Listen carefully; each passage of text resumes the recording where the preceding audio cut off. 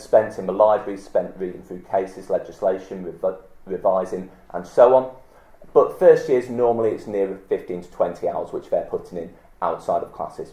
If you are struggling with any particular areas or you want to discuss them in more detail, all of our academic staff have office hours set aside each week throughout the year, so you can go and speak to them on a one-to-one basis. In terms of entrance, we do look for straight A's at A-level. That excludes general studies and critical thinking. Most other A-levels are acceptable as long as they've got 60% academic content. That includes a language grade A for law with French or law with German in the appropriate language, and a GCSE grade B in maths for law with business. If you're taking the International Baccalaureate, we look for 36 points overall, which includes the bonus points from Theory of Knowledge and Extended Essay, and we look for 3 6s in higher level.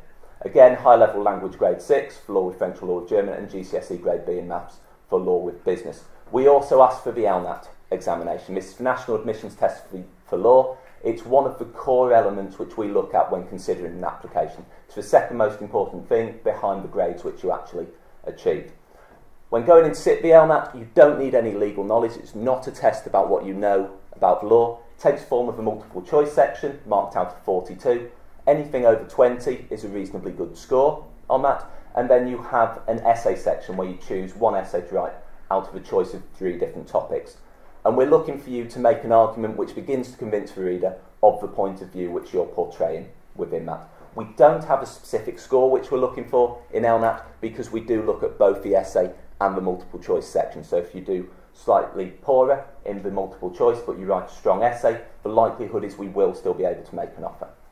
With the entrance requirements, just because we ask for straight A's, it doesn't mean you need to be predicted straight A's at this stage. It doesn't mean you need to have achieved straight A's at AS. We're willing to make offers for students who realistically can get up to the grades which we're looking for. So as long as you're predicted 3Bs or above, we are willing to consider an offer. The offer which you receive will always be to achieve straight A's or 36 points in the IB. The same is true when it comes to August and A-level results come out. We will take the vast majority of our students at our stated entry grades. We take around about 80 to 85% of our students each year at 3A's or equivalent. We normally have 10-15% of our places available for students who have narrowly missed these requirements. So if you are thinking that you're likely to be borderline in getting those grades, there is a reasonable chance that with grades AAB, 34-35 points in the International Baccalaureate, that we will be able to offer a place on the programme.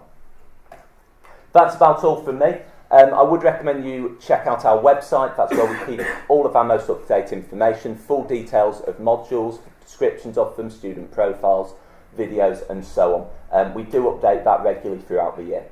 Thank you very much for listening. I'll now pass you on to Dr. Gavin Bird.